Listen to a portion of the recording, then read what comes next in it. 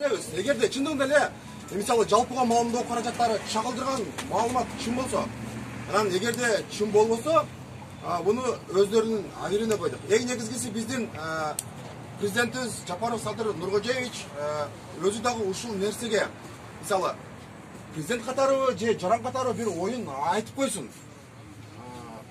Улуттук коопсуздук комитетинин эмеси Камчы Кыдыршаевич азыр сыртта ден соолугуна байланыштуу. Алда кандайдыр бир өзүнүн ишенимдүү өкүлдөр аркылуу, жалпы маалымат каражаттары аркылуу бирөөз өзүнүн позициясын билдирип койсо жакшы болот. Менин бул жекече оюм. Эгер взятка берип аткан учурда бул кармала турган болсо, мен ошол учурда да Фейсбукка жазган анан УКМКнын коррупцияга байланыштуу материалдар, видео, фото нерселер болсо, бул WhatsAppка жөнөткүлө деп жарыялаган. Ташиев жаңы отурганда. Ошол номерге Садыр Жапаровдун менден кызмат үчүн $200,000, балама $50,000 акча предлагать этип келишти бирөөлөр деди да. Демек ошол жерде дагы бар болчу да. Бул ишчи. Ошону да кармашсын анда. Бухгалтерди кармагандай болчу. Анда факт жок болсо Садыр Жапаров жалганчы болуп атабы?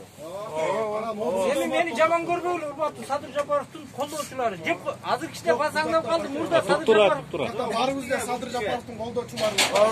Эме ишти саясатташтырбай темага жакын. Жок, муфтийибиз жаман көрбөгүлө, сураңыз. Эгер взятка берип аткан мен айтып коем, СМИлерге промес чагылдырбагыла. Как она есть айтыптылар. Неге дегенде ушул нерсенин көп башынан башталып, промес нерсе ошо СМИлерден чыгып атат. Саман өрттөн десе самартка өрттөрдүн деп укмуш жаман нерселерди чыгарып атат.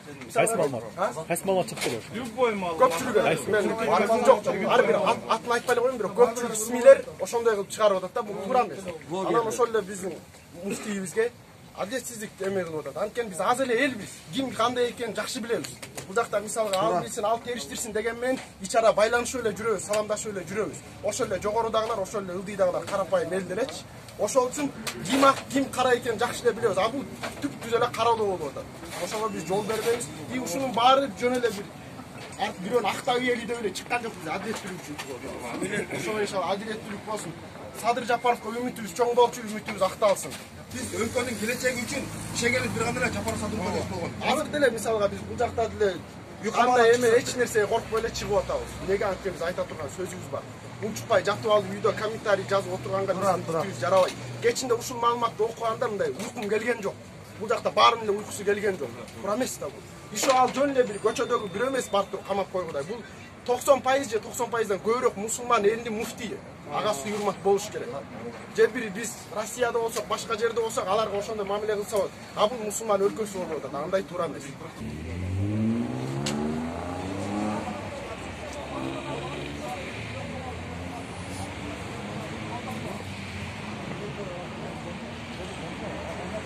Тамагына чейин дагы, уйгамагына дагы туура келбесе керек, негизинде карап койгондо. Эгерде тагылган айып жөндөмү чыкпай атпайбы, ачыгы чыкпайбы, тагылган айыптын ийизи чыкпай атат. Мындай болуптур, андай болуптур. Предположение болот да. Просто эгерде жөн эле орну керек болсо, орунду бошотуп кой деп эле айтсын да, биз өзү эле кетмек, ал жака жабышып отурган жок. өзү эле Алымдар кеңеши өзү суранып отургузган адам. 6 жыл эмес, 6 жыл. Мына 6 жыл, 7 жылга кетип атат башкарып атканначы. 6 жыл эмес, 6 ай отуруштун дагы өзү бир чоң эмгек. 6 күн башкарып көрсүнчү.